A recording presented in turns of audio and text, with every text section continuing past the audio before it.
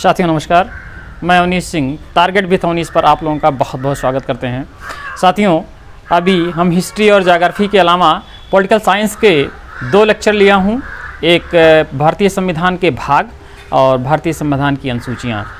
मित्रों, हम चाहेंगे कि कुछ इकोनॉमी के भी कुछ लेक्चर हो जाएं। बहुत दिनों से डिमांड आ रही थी, तो इकोनॉमी के भी हम लेक्चर आज लेंगे और वह इम्पॉर्टेंट टॉपिक लेंगे ऊपर से कि जो एग्ज़ाम के दृष्टिकोण से बहुत ही महत्वपूर्ण हो।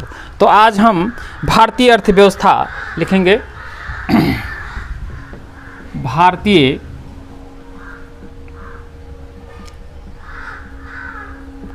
अर्थव्यवस्था। भारतीय अर्थव्यवस्था जो सिलेबस में है, अभी पेट के सिलेबस में है कि 1947 से लेके 1991 तक भारतीय अर्थव्यवस्था किस तरह रही। हम अगर अर्थव्यवस्था को देखें तो 3 रूपों में हम देख सकते हैं। एक तो पूंजीवादी अर्थव्यवस्था,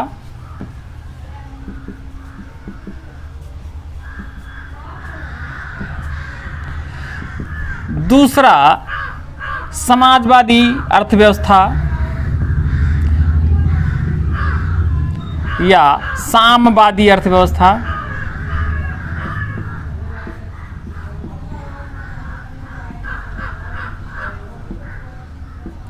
और जो तीसरा है वो दोनों का मिश्रित व्यवस्था, जो मिश्रित अर्थव्यवस्था।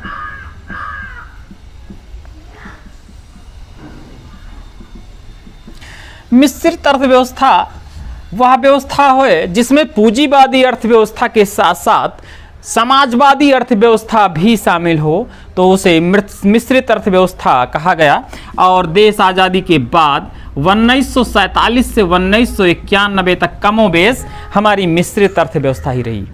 पूंजीवादी अर्थव्यवस्था वह व्यवस्था है जिसमें पूंजी का निर्माण किया जाता है और लागत के लगाने के बाद सिर्फ लाभ, अपना ही लाभ और अपना ही हित देख के और पूंजी का निर्माण किया जाता है। और पूंजीवादी अर्थव्यवस्था ऐसी अर्थव्यवस्था जो कि सामाजिक हित के बारे में नहीं, निजी हित के बारे में, पूंजीवादी अर्थव्यवस्था निजी हित की बात करता है और निजीवाद का बढ़ावा देता है।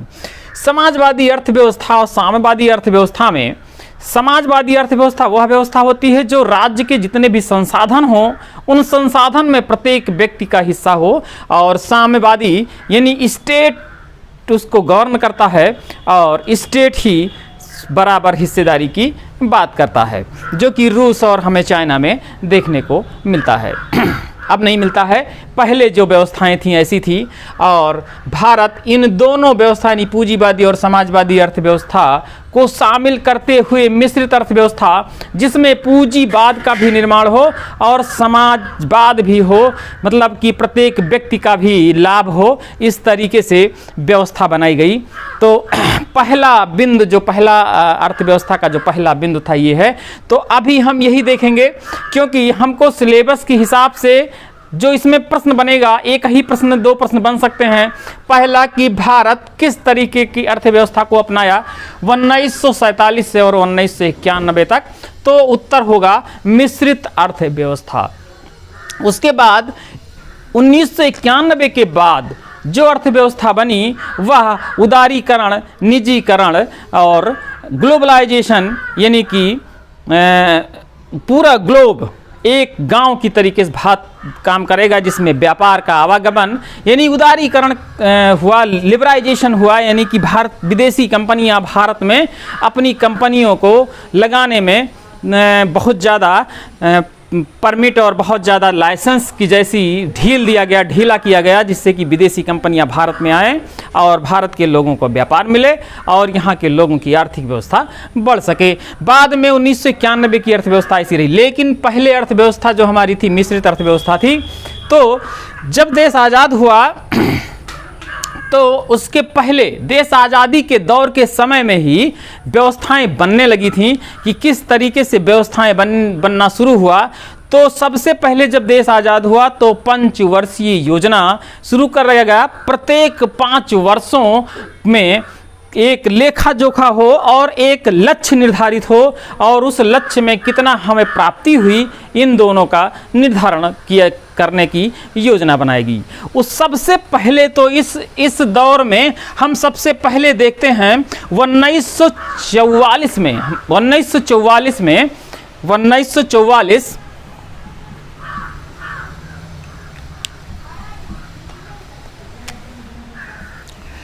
1944 में दलाल महोदय ने बॉम्बे प्लान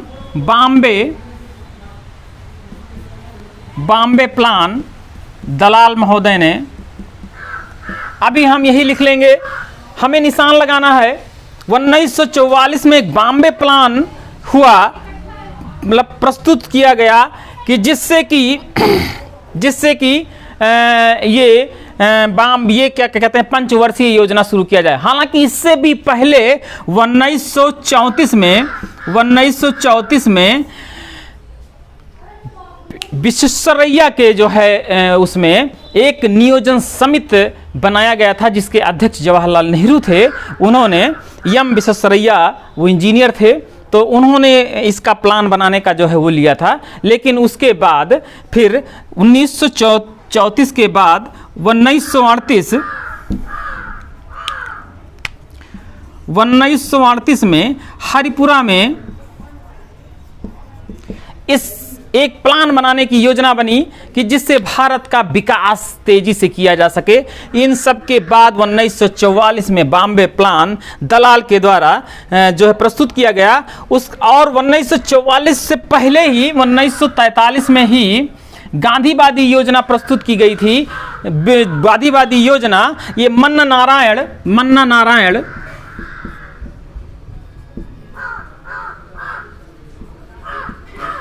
गांधीवादी योजना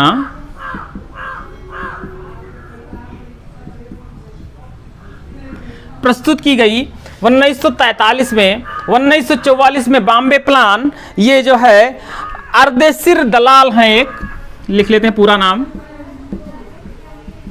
अर्देशीर दलाल महोदय हैं। इन्होंने बॉम्बे प्लान प्रस्तुत किया। और ये जो 34 का प्लान है, ये एम विश्वेश्वरैया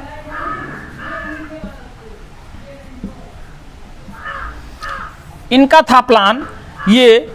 और उसके बाद 1945 में यमन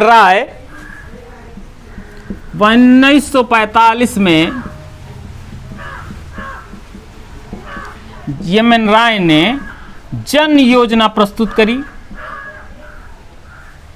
और 1945 के बाद 1950 में जयप्रकाश नारायण द्वारा सर्वोदय योजना, जो बहुत पूछा जाता है, जयप्रकाश नारायण द्वारा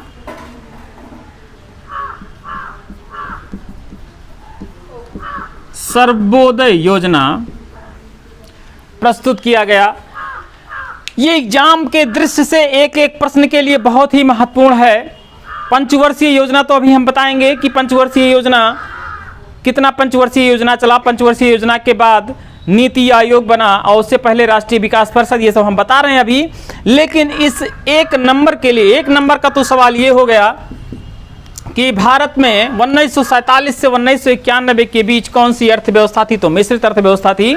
मैंने पूंजीवादी अर्थव्यवस्था, समाजवादी, इनका एक विशेषता भी बताया। तो उसके बाद हम देख रहे हैं, सबसे पहले 1934 को अगर अलग करना चाहते हैं तो अलग कर लें, लेकिन हम यहाँ पे ज़्यादा इम्पॉर्टेंट है 43 में मन्ना नारायण गांधीवादी योजना प्रस्तुत की थी। और उसके बाद 1944 में बॉम्बे प्लान था एक दलाल के द्वारा। हम लोगों को ये जानने की अभी आवश्यकता नहीं है कि बॉम्बे प्लान में क्या था और गांधीवादी योजना में क्या था, और जो है जन योजना या सर्वोदय योजना में ऐसा क्या था अलग अलग, क्योंकि इसका अभी निशान लगाना है और 15 दिन ही बचे हैं। जब हम इकोनॉमी, बेसिक इकोनॉमी से पूरा थारोली पढ़ेंगे, फंडामेंटल पढ़ेंगे, हालांकि ये भी फंडामेंटल ही है, लेकिन और डीप में हम जाएंगे तो एक एक डिस्क्राइब भी करेंगे, टाइम लगेगा। लेकिन अभी निशान लगाने के लिए यह बहुत इंपॉर्टेंट है। सबसे इंपॉर्टेंट ये 1945 का यमन राय का जन योजना है और 1950 में जयप्रकाश नारायण का सर्वोदय योजना है। अगर आना एग्जाम में सबसे ज़्यादा जो आने की संभावना है, एक यह प्रश्न आने की सबसे ज़्यादा संभावना है, सर्वोदय योजना कब से जयप्रकाश नारायण का सर्वोदय योजना थी। और दूसरा जितना बताए हम, दूसरे में सबसे ज़्यादा जो आने के चांस हैं, ये दो प्रश्न सबसे ज़्यादा इंपॉर्टेंट है कि भारत में कौन सी अर्थव्यवस्था, यानी भारत में मिश्रित अर्थव्यवस्था अपनाई गई, मिश्रित अर्थव्यवस्था अपनाई गई। यह इतना जो है आप इसको नोट डाउन कर लीजिए या फिर स्क्रीनशॉट, मोबाइल से स्क्रीनशॉट ले लीजिए और फिर हम इसको मिटा रहे हैं।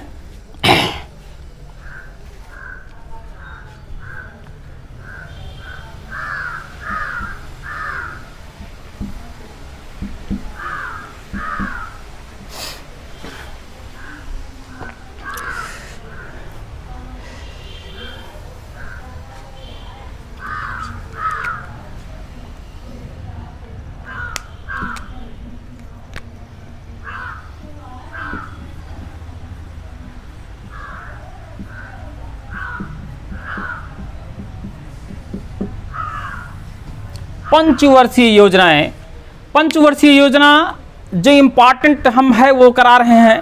पंचवर्षीय योजना ये 1946 में नियोगी समिति के द्वारा, नियोगी समिति के सिफारिश के द्वारा ये लागू हुआ और यह 15 मार्च 1950 को 15 मार्च 1950 को पंचवर्षीय योजना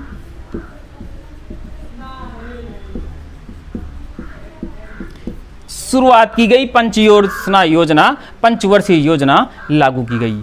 तो यहां से दो प्रश्न बन जाते हैं योजनाओं से। सबसे पहला प्रश्न यही है जो कि बहुत ही इंपॉर्टेंट है कि किस समिति के सिफारिश पे पंचवर्षीय योजना भारत में लागू की गई। तो नियोगी समिति 1946 में पंचवर्षीय योजना लागू की गई। और दूसरा सबसे इंपॉर्टेंट ये बनेगा कि 15 मार्च 1950 से पंचवर्षीय योजना शुरू की गई। यह दो प्रश्न शुरू होते ही पंचवर्षीय योजना का यह दोनों प्रश्न भी उतना बहुत इंपॉर्टेंट है। इसमें से जितना मैं बताया कोई भी प्रश्न एग्जाम में आ सकता है और आएगा ही आएगा, इसमें कोई डाउट नहीं है। फिर हम ये देखते हैं कि इसके अध्यक्ष कौन होता है, जो पंचवर्षीय योजना का अध्यक्ष कौन होता है, यह भी प्रश्न आता है। तो यह अध्यक्ष भारत के प्रधानमंत्री होंगे।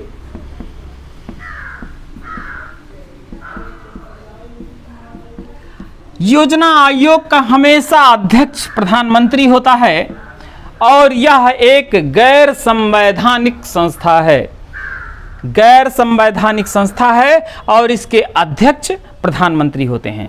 अब इसमें एक बात और आता है कि अगर पूछा जाए कि सबसे प्रथम उपाध्यक्ष कौन थे, तो सबसे प्रथम उपाध्यक्ष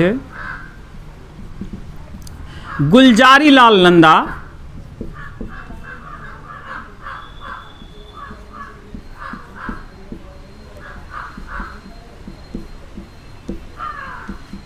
एवं अंतिम उपाध्यक्ष की हम बात कर लेंगे यहाँ, क्योंकि यह 2012 से 17 में यह अंतिम पंचवर्षीय योजना, 12वीं जो पंचवर्षीय योजना थी वह अंतिम पंचवर्षीय योजना थी।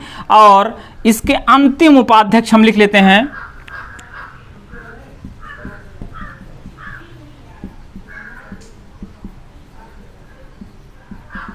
मोंटेक सिंह आहलूवालिया।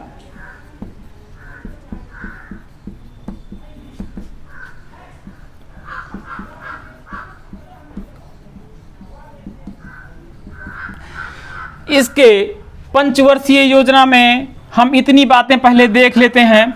उसके बाद फिर हम पंचवर्षीय योजना शुरू करते हैं एक एक करके। सबसे पहले 1946 में नियोगी समिति के द्वारा पंचवर्षीय योजना लागू की गई। यह प्रश्न भी आता है किस समिति द्वारा, तो नियोगी समिति के द्वारा पंचवर्षीय योजना लागू की गई। दूसरा ये प्रश्न आएगा पंचवर्षीय योजना कब से शुरू करी गई, कब से लागू की गई, तो यह 15 मार्च 1950 से पंचवर्षीय योजना लागू की गई। और फिर तीसरा प्रश्न ये बन सकता है कि इसके अध्यक्ष कौन होते हैं, तो अध्यक्ष हमेशा भारत का प्रधानमंत्री बनता है, प्रधानमंत्री ही इसका अध्यक्ष होता है। और अगर यह प्रश्न आए कि इसके प्रथम उपाध्यक्ष, उपाध्यक्ष हमेशा बदलते रहते हैं, तो प्रथम अध्यक्ष की बात करेगा तो गुलजारी लाल नंदा थे, और अंतिम उपाध्यक्ष की बात करेगा तो मोंटेक सिंह आहलूवालिया थे। क्योंकि 2017 से नीति आयोग लागू हो गया था और 2017 से पंचवर्षीय योजना बंद हो गई थी। भारतीय पंचवर्षीय योजना बंद हो गए, नीति आयोग का गठन कर दिया गया और नीति आयोग चल रहा है। तो ये पंचवर्षीय योजना, अब हम पंचवर्षीय योजना एक एक योजना लिख लेंगे, इसको स्क्रीनशॉट ले लीजिए और हम फिर इसको मिटा रहे हैं।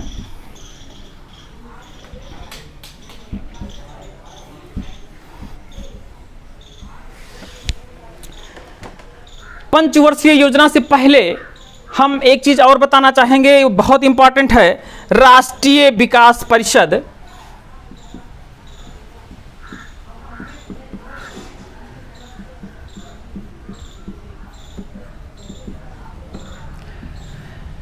राष्ट्रीय विकास परिषद भी एक गैर संवैधानिक योजना है और यह इसका गठन 6 अगस्त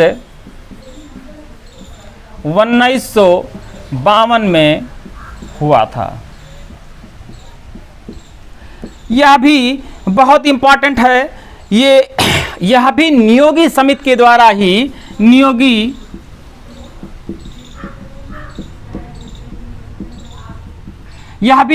समिति के द्वारा ही राष्ट्रीय विकास परिषद का गठन किया गया था। यह डेट बहुत ही इंपॉर्टेंट है, 6 अगस्त 1952। और हम अगर रिवीजन में जाएं, पंचवर्षीय योजना का कब गठन किया गया था, तो 15 मार्च 1950 और राष्ट्रीय विकास परिषद का गठन किया गया 6 अगस्त 1952 में। अब हम इसके आगे पंचवर्षीय योजनाओं को जरा देख लेते हैं। बहुत ही इंपॉर्टेंट है पंचवर्षीय योजना। ये जितना हम लिखा रहे हैं ये सब एग्जाम में ये आना ही आना है, क्योंकि इकोनॉमी यहीं से शुरू होती है, भारत की इकोनॉमी, और फिर जाके हम सिद्धांत की बात करेंगे, हम गरीबी निर्धनता, और जब हम आगे बेरोजगारी, इन तरीके से भी हम पढ़ेंगे आगे, तो हम लॉरेंज वक्र या जो है और भी जितने भी इकोनॉमी के सिद्धांत हैं वो हम पढ़ेंगे, इकोनॉमी के सिद्धांत। लेकिन अभी जो इम्पॉर्टेंट है वह हम पढ़ेंगे। इसके बाद हम निर्धनता या गरीबी पढ़ेंगे, जो मानक है, क्या निर्धनता का मानक है, तेंदुलकर समिति ने क्या कहा या रंगराजन समिति ने गरीबी का क्या पैमाना रखा, और पंचवर्षीय योजना के बाद हम ये पढ़ाएंगे। और पूरी इकोनॉमी में पूरी इकोनॉमी कवर करेंगे। और इकोनॉमी में सबसे इंपॉर्टेंट बनेगा आर्थिक सर्वेक्षण, आर्थिक समीक्षा, जो इस बार का आर्थिक समीक्षा है, कितना जीडीपी रेट रहा है। और हम बैंकिंग भी पढ़ाएंगे, जिसमें सीआरआर और जो है बैंक दर क्या है, सीआरआर दर क्या है, एसएलआर क्या है, और इस तरीके से हम पूरा इकोनॉमी पढ़ाएंगे। लेकिन आज हम पंचवर्षीय योजना पढ़ा रहे हैं, पंचवर्षीय योजना आप शुरू करने जा रहे हैं।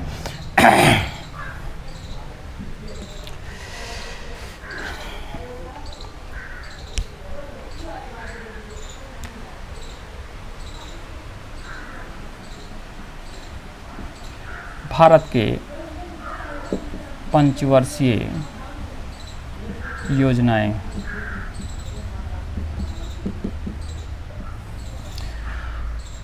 पहला लिख लें, प्रथम पंचवर्षीय योजना। प्रथम पंचवर्षीय योजना यह 1951 से लेके 56 तक चला। प्रथम पंचवर्षीय योजना 1951 से लेके 56, कहीं कहीं 55 भी मिलेगा, कहीं कहीं 56 भी मिलेगा। तो भाइयों ये इंपॉर्टेंट नहीं है, इतना ज़्यादा नहीं पूछा जाएगा। लेकिन हम अभी पंचवर्षीय योजना शुरू किए। प्रथम पंचवर्षीय योजना में ये पूछा जाएगा कि इस पर प्रथम पंचवर्षीय योजना में किस चीज का जोर दिया गया? तो प्रथम पंचवर्षीय में सबसे ज्यादा जोर कृषि पे दिया गया, सबसे ज़्यादा, क्योंकि जो प्राथमिक सेक्टर है 3 सेक्टर में डिवाइड किया जा सकता है अर्थव्यवस्था को देखते हुए। एक तो प्राथमिक सेक्टर, द्वितीयक सेक्टर और तृतीयक सेक्टर।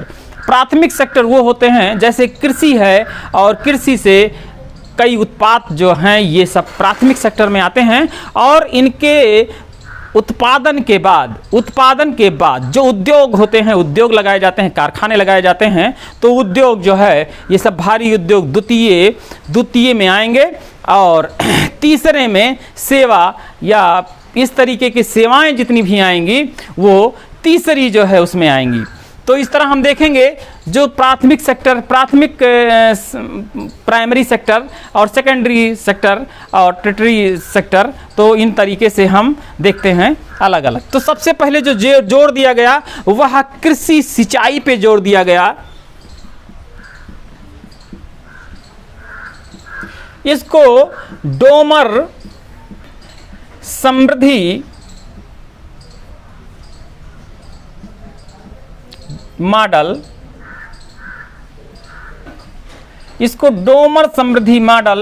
कृषि एवं सिंचाई पे जोर दिया गया, और इसमें सामुदायिक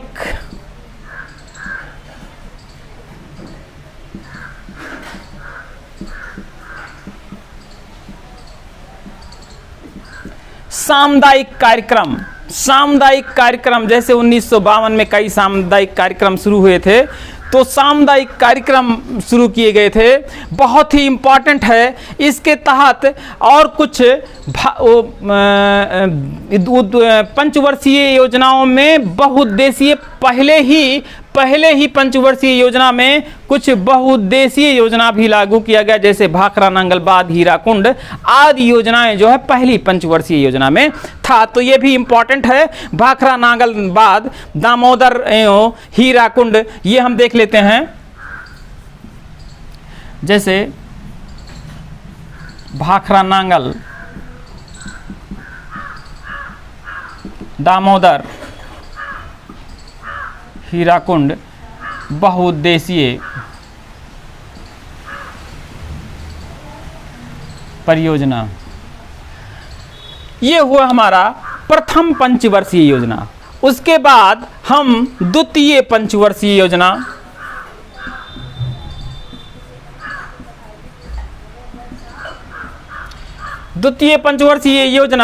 जो कि ये चला 1956 से 1961 तक, और यह पीसी महालनोबिस जो है मॉडल कहा जाता है। पीसी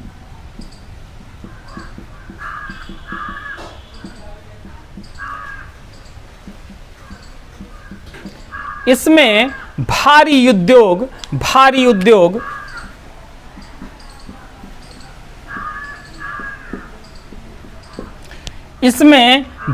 उद्योग की बात करी गई, और भारत में कई संस्थाओं का भी, जैसे यूटीआई, आईडीबीआई, इस तरह की कई एक संस्थाएं बाद में बनी।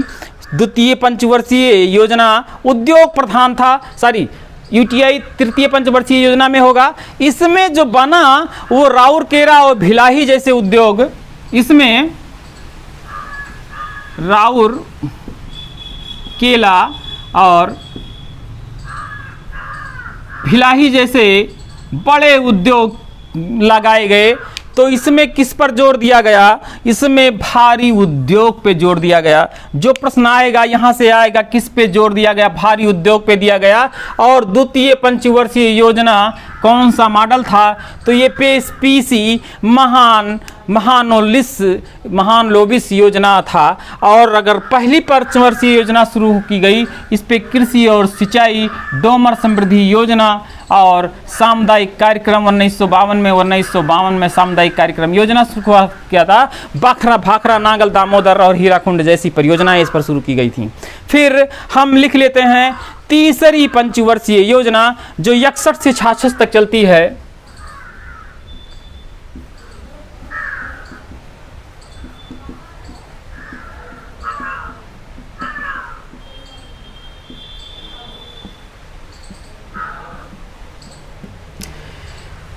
तृतीय पंचवर्षीय योजना जो 61 से 66 तक चलती है, इसमें भारत और पाक का युद्ध हुआ था।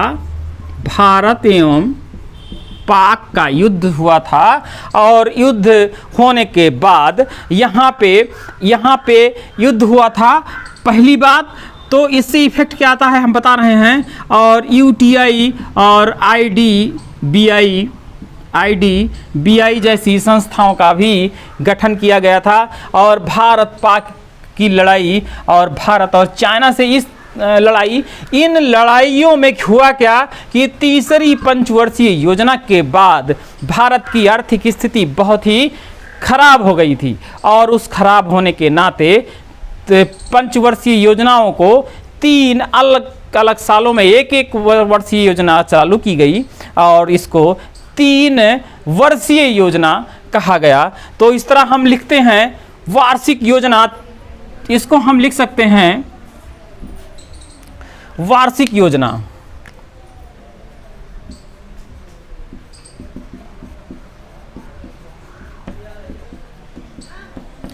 तीसरी पंचवर्षीय योजना के बाद हम वार्षिक योजना लिखते हैं। और वार्षिक योजना जो चली 1966 से लेके 1969 तक चला।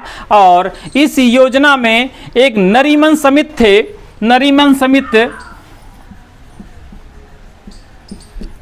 समिति बनाई गई। जो इंपॉर्टेंट है वो हम लिख रहे हैं, यहीं से प्रश्न आएगा भी। और वो नरीमन समिति ने एक लीड बैंक की स्थापना की।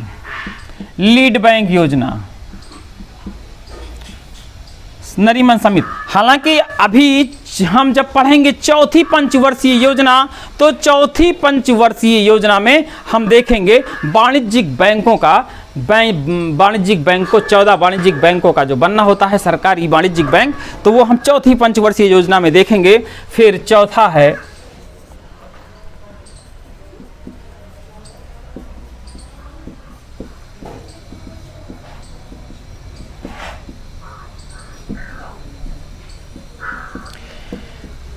ये 1969 से लेके 1974 तक ये चलेगा।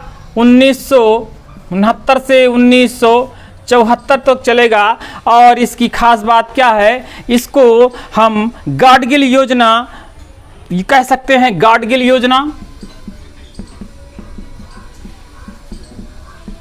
योजना के नाम से हम जानते हैं। और यहाँ पे 14 वाणिज्यिक बैंकों का गठन किया गया था। 14 वाणिज्यिक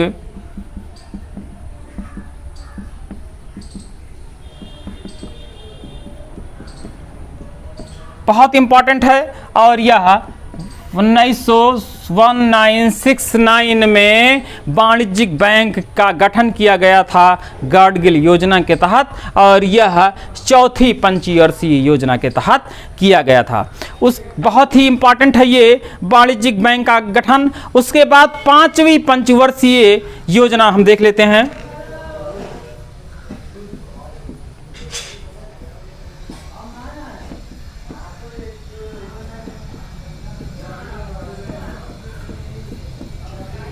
ये 1974 से 1979 तक इसको हम लिख सकते हैं। और यह डीपी धर एक योजना, मतलब इसको डीपी धर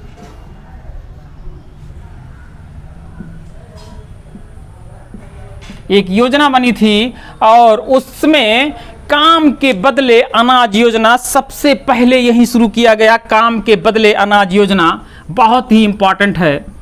काम के बदले अनाज,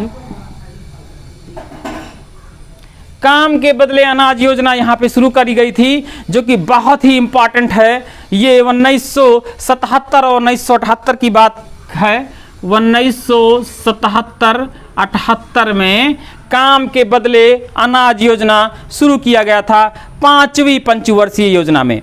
और पांचवी पंचवर्षीय योजना के बाद अनवरत योजना आया। अनवरत योजना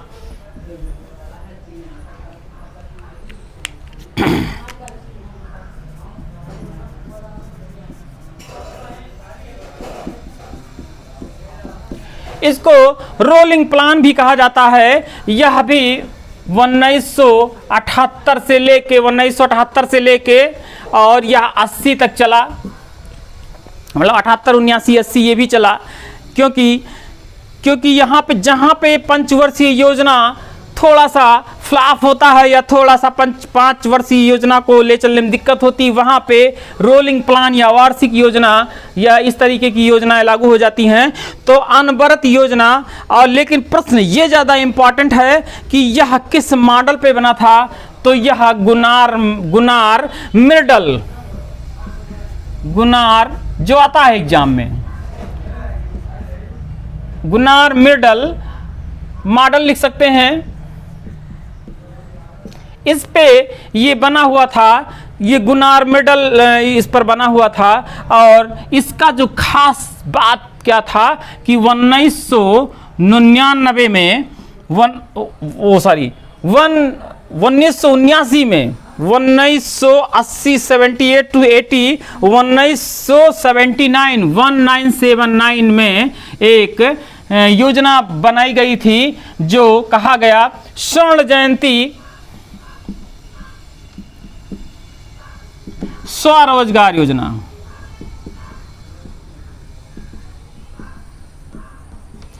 ज्यादा इंपॉर्टेंट हमें गुनार मॉडल योजना है। अनवरत योजना प्रश्न ये आता है, यही हमेशा आया भी है कि अनवरत योजना कब से कब चली, 78 से 80, और यह गुनार मिडल मॉडल या गुनार मॉडल के नाम से यह चला। तो ये अभी 6 योजना हुआ। अब छठी योजना की एक खास बात और रही है जो कि बहुत ही इंपॉर्टेंट है। छठी योजना ये क्या कहते हैं, अनवरत, ये छठी योजना नहीं है, ये अनवरत योजना थी। गुनार मॉडल स्वर्ण जयंती ये अनवरत योजना है। ये 6 नहीं लिखेंगे, अब हम छठी योजना लिखेंगे। छठी योजना बहुत ही इंपॉर्टेंट है। छठी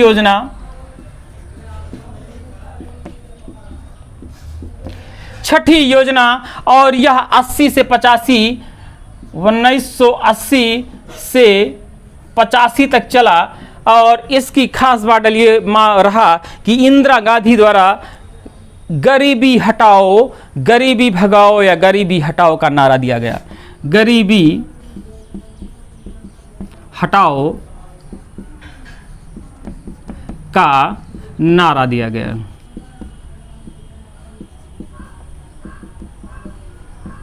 बहुत इंपॉर्टेंट है, गरीबी हटाओ का नारा किसमें दिया गया, छठी पंचवर्षीय योजना। और छठी पंचवर्षीय योजना 80 से 85 तक चला। बहुत ही इंपॉर्टेंट है ये प्रश्न लगातार आया हुआ है कि अगर इनमें ज़्यादा इंपॉर्टेंट, सबसे ज़्यादा अगर इंपॉर्टेंट देखा जाए तो गरीबी हटाओ ही सबसे ज़्यादा इंपॉर्टेंट है किस योजना में, छठी योजना में। कभी कभी कंफ्यूजन में लड़के 5वीं योजना भी लगा देते हैं, 5वीं नहीं, छठी योजना में है गरीबी हटाओ का नारा। जबकि गरीबी 5वीं में गरीबी निवारण से संबंधित बहुत सारी चीज़ें की गई थी, जैसे काम के बदले अनाज योजना, ये सब गरीबी निवारण कार्यक्रम के तहत हुए थे। लेकिन जो गरीबी हटाओ का नारा है वह छठी पंचवर्षीय योजना में दिया गया है। हालांकि ये चैप्टर जो है ये 2-3 वीडियो में आने वाला है, लेकिन अभी हम आपको इतना दे रहे हैं जो कि एग्जाम में आएगा। मैं दावा करता हूं कि इससे बाहर नहीं आएगा। और बाद में हम अगली वीडियो में इसी से संबंधित कितना जीडीपी ग्रोथ रहा है हर एक पंचवर्षीय योजना का, जीडीपी ग्रोथ किसमें बहुत कम रहा है, किसमें बहुत ज़्यादा रहा है, लक्ष्य कितना था और प्राप्ति कितना हुआ, तो ये हम इस अगली वीडियो में दे पाएंगे, क्योंकि एक वीडियो में देना बहुत ज़्यादा हो जाएगा। अभी हम पूरे पंचवर्षीय योजना की बात कर ले रहे हैं। तो छठी पंचवर्षीय योजना जो ये है 80 से 85 तक गरीबी हटाओ का नारा। उसके बाद हम 7वीं पंचवर्षीय योजना देखते हैं।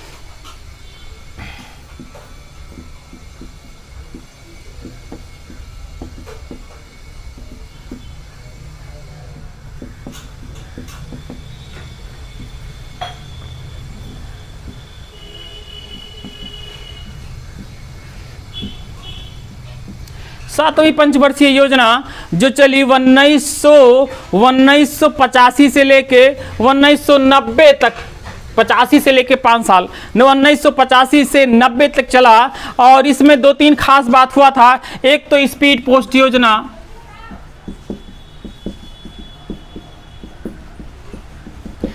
बहुत इंपॉर्टेंट है। उसके बाद 88 में 1988 में सेबी का गठन किया गया था।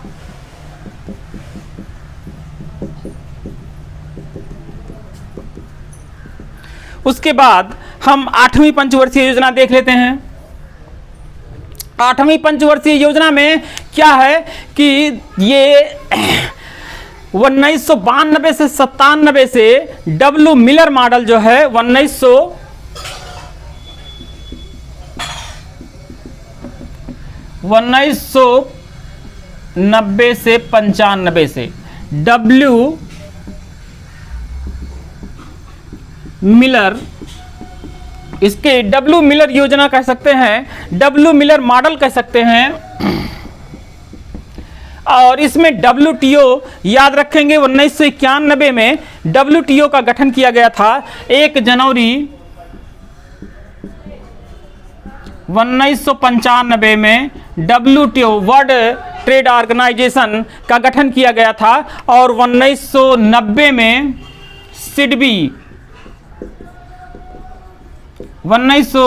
सिडबी का गठन किया गया था। उसके बाद हम 9वीं पंचवर्षीय योजना जो 97 से 9वीं पंचवर्षीय योजना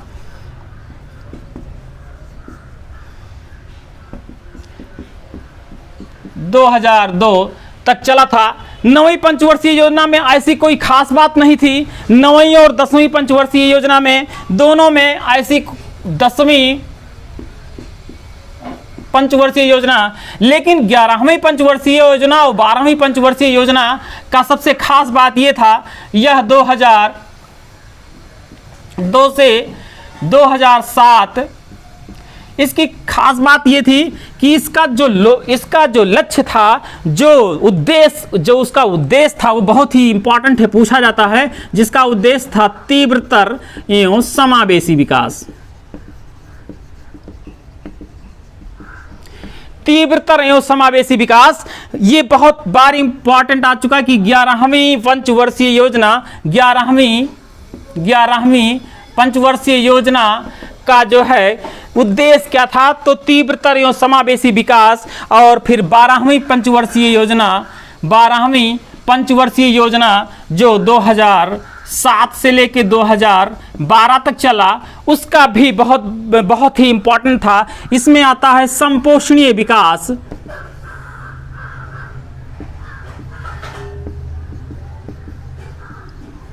एवं